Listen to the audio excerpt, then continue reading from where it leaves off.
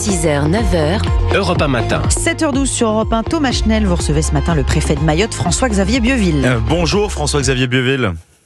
Bonjour. Bienvenue sur Europe 1. Merci d'être avec nous 13 jours après le passage du cyclone Chido. Rappelons le bilan provisoire, 39 morts, 4000 blessés. Les habitants de l'archipel manquent encore de tout. À quoi ressemble le quotidien des habitants de l'île depuis 13 jours, François-Xavier Bieuville? C'est un quotidien qui est extrêmement difficile. Évidemment, toutes mes pensées vont vers chacune et chacun à Mayotte parce que nous avons encore des problèmes d'électricité, nous avons des problèmes d'alimentation en eau, nous avons des problèmes d'acheminement de denrées alimentaires. Moi, ma fonction depuis la fin de ce cyclone, elle repose sur trois piliers essentiels. Le premier des piliers, c'est protéger et secourir. Apporter une protection à la fois de police et de gendarmerie dans les zones où nous avons des risques. En réalité, nous avons eu assez peu de troubles à l'ordre public de grande ampleur. Secourir, c'est apporter évidemment des secours aux personnes qui en ont le plus besoin. Un hôpital de campagne a été dressé à Mamoudzou, la ville chef-lieu. Nous avons trois dispensaires qui sont réarmés. François-Xavier Bieuville, l'hôpital. Du secours et du soutien à cette population qui a été gravement touchée. Ensuite, l'hôpital est-il opérationnel, François-Xavier Bieuville, mis en place depuis samedi, qui nous permet d'alimenter en denrées et en eau les communes qui sont les plus éloignées et les plus en difficulté. Et puis enfin, nous travaillons d'arrache-pied. C'est notre principale question d'urgence que nous essayons de régler. C'est rétablir l'électricité, rétablir l'eau courante et rétablir la téléphonie pour que chacun puisse avoir des conditions de vie qui soient de plus en plus normales. Nous avançons bien depuis quelques jours maintenant. Il reste encore énormément de choses à faire. Certaines communes sont désormais plus en situation d'aller vers la normale, d'autres sont encore éloignées de tout cela, et nous continuons à travailler pour obtenir des résultats dans les prochains jours, prochaines semaines. François-Xavier Bieuville, l'hôpital est-il opérationnel ? Alors nous avons deux hôpitaux qui sont opérationnels. Je me suis efforcé dès les premières heures après le cyclone d'aller au contact de l'hôpital pour voir son état de marche. J'ai demandé à la sécurité civile de poser des bâches sur les toits pour renforcer la capacité opérationnelle de l'hôpital. Nous avons aujourd'hui un hôpital qui a retrouvé des fonctionnalités qu'il n'avait plus juste après le cyclone. Ces fonctionnalités étaient, après le cyclone, de 25%. Nous avons considérablement augmenté cette capacité de fonctionnement de l'hôpital. Et puis deuxièmement, c'est arrivé depuis maintenant 2 jours de l'hôpital de campagne qui a été installé à Cavani, qui a permis de prendre en charge pratiquement 200 personnes par jour sur des problèmes de blessures, sur des problèmes de prise en charge de personnes qui ont été affectées par le cyclone, nous permet d'avoir une offre de soins, certes en mode dégradé, mais qui permet de répondre aux besoins de la population et qui permet de répondre aux chiffres que vous avez identifiés, effectivement, d'un nombre de blessés important. Des bâches sur les toits, la France, parmi les premières puissances mondiales, en est réduit à ça, de mettre des bâches sur les toits d'un hôpital du territoire français ? Il faut réaliser que nous avons eu ici à Mayotte un événement historique. Mayotte connaît 2 dates dans son histoire, 1934 et 1984. Ce sont les 2 derniers cyclones que nous avons connus ici à Mayotte, avec des vents qui ont soufflé parfois à 230 km/h sur certaines zones. Si vous pouviez voir l'état de Mayotte aujourd'hui, vous comprendriez que 90% de l'infrastructure publique et privée a été touchée, parfois détruite.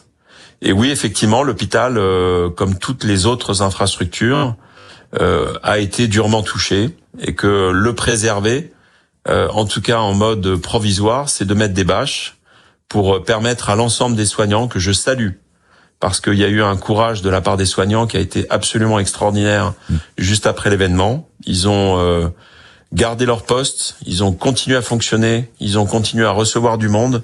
Les urgences n'ont jamais cessé de fonctionner dans un mode totalement dégradé avec des locaux qui étaient extrêmement difficiles. Eh bien, le fait de pouvoir mettre des bâches permet de protéger de façon provisoire, et permet de cet hôpital de continuer de fonctionner dans de bonnes conditions.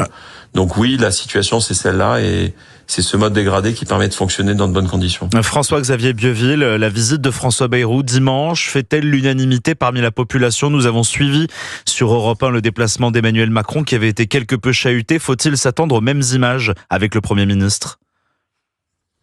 Écoutez, ça n'est pas au préfet de Mayotte de s'exprimer sur le déplacement du président de la République ou du Premier ministre. Nous avons un président de la République, un chef du gouvernement. Sa venue à Mayotte est totalement légitime. Oui, mais vous ressentez la colère de la population ou non? Ils doivent être. Pardon ? Vous ressentez la colère de la population qui avait pu s'exprimer contre Emmanuel Macron? Est-ce qu'elle est encore palpable aujourd'hui? Je ne vais pas m'exprimer sur une colère à la suite d'un déplacement quelconque. Ce que je dis simplement, c'est que vous avez eu un événement historique qui a créé dans la population mahoraise plusieurs sentiments. Ces sentiments, c'est d'abord la peur. Vous avez des gens qui ont vécu pendant plusieurs heures un événement d'une extrême violence, je l'ai moi-même vécu, j'ai envie de vous dire personnellement, d'une extrême violence, et je peux comprendre que dans une population, cette extrême violence peut conduire à un sentiment de peur. Ensuite, vous avez un autre sentiment qui survient juste après, c'est celui de la tristesse de voir un territoire saccagé, la tristesse de voir sa maison éventrée, la tristesse de voir une école qui a été touchée, la tristesse de voir la beauté de ce territoire qui a été dévasté, notamment sur le plan naturel. Et enfin, vous avez effectivement un sentiment qui peut être celui de la colère face à l'événement lui-même, face à la réaction de chacun, face à la peur et la tristesse. Je ne crois pas qu'il faille se poser d'autres questions que celle-là. C'est la sidération d'un territoire. Et ensuite, je pense que cette population, elle est en attente. Nous essayons d'y répondre. Et encore une fois, avec un territoire qui a été touché à 90%, tant dans ses infrastructures privées que publiques. Et donc, c'est cette population qu'il faut désormais protéger et secourir. C'est la seule mission du préfet de Mayotte. Il n'a que celle-là en tête.